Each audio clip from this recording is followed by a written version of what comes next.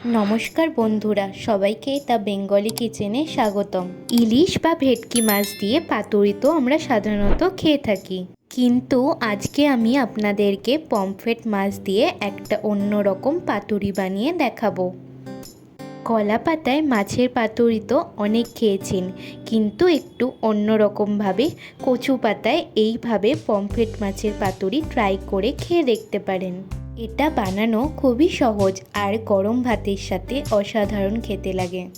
তো কিছুই না, এটা বানানোর জন্য আমি নিয়ে নিয়েছি দুটো মিডিয়াম সাইজের পমফ্রেট মাছ। ছুরি দিয়ে মাছের দুই পিঠে এইভাবে একটু চিড়ে নেব। এইভাবে চিড়ে নিলে মাছের ভিতরে ভালো করে নুন আর মশলা ঢুকতে পারে। দেখুন, মাছের দুই পিঠকে আমার চিড়ে নেওয়া হয়ে গিয়েছে। এইভাবে আমি আরেকটা মাছকেও রেডি করে নিয়েছি। এইবার এর মধ্যে পাতিলেবুর রস, 1 চামচ নুন আর 1 চামচ গোলমরিচের গুঁড়ো দিয়ে ভালো করে মাছের গায়ে লাগিয়ে নিয়ে মাছগুলোকে 10 মিনিট ম্যারিনেট করে রেখে দেব। ততক্ষণে পাতুরি করার জন্য মশলা রেডি করে নেব। এর জন্য একটা বাটিতে আমি 25 গ্রাম টক দই নিয়েছি। এর মধ্যে দেব 1 চামচ আদা রসুন পেস্ট, 1 চামচ জিরে গুঁড়ো, 1 চামচ লঙ্কা গুঁড়ো, 1/2 চামচ ধনে গুঁড়ো, 1/2 চামচ গোলমরিচের গুঁড়ো, 1/2 চামচ গরম মশলা আর 1 চামচ নুন। এইগুলোকে এইবার দইয়ের সাথে ভালো করে মিশিয়ে নেব।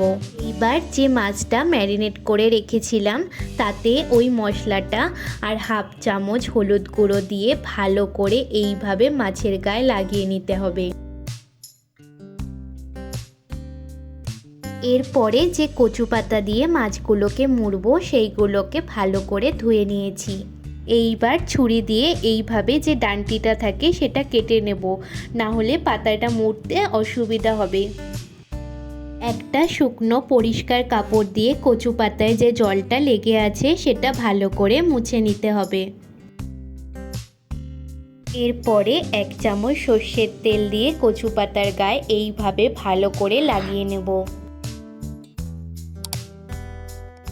এইবার একটা মাছ এইভাবে পাতার মধ্যে রেখে ওপর দিয়ে মশলাটা দিয়ে 2 চামচ কাঁচা সর্ষের তেল দেব। এইবার মাছটাকে চারিদিক দিয়ে কচু পাতা দিয়ে এইভাবে মুড়ে নেব। সুতো দিয়ে পাতাগুলোকে খুব ভালো করে পেঁচিয়ে বেঁধে নিতে হবে, যাতে পাতাগুলো খুলে না যায়।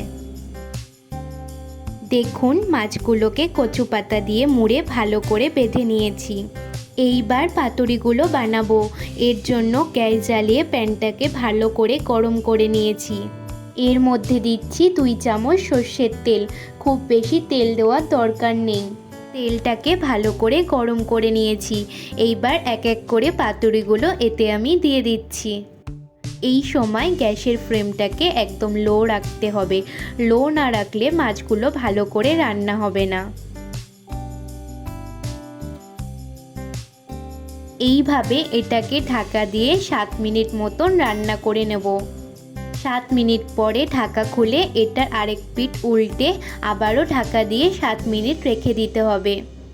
ফিরে এলাম 7 মিনিট পরে। এইবার একটা প্লেটে এইগুলোকে তুলে নেব। একটা পাতুরি খুলে দেখিয়ে দিচ্ছি আমাদের পমফ্রেট পাতুরি কেমন তৈরি হয়েছে।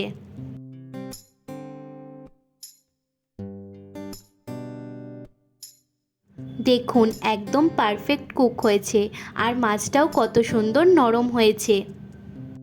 গরম ভাতের সাথে খেতে অসাধারণ লাগে। আশা করি আজকের এই নতুনত্ব কচু পাতা দিয়ে পমফ্রেট মাছের পাতুরির রেসিপিটা আপনাদের ভালো লেগেছে।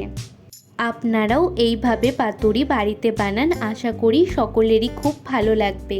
এই রকম নতুন নতুন রেসিপির ভিডিও পাওয়ার জন্য আমার চ্যানেলটিকে সাবস্ক্রাইব করে নেবেন। দেখা হচ্ছে পরের ভিডিওতে নতুন রেসিপির সাথে।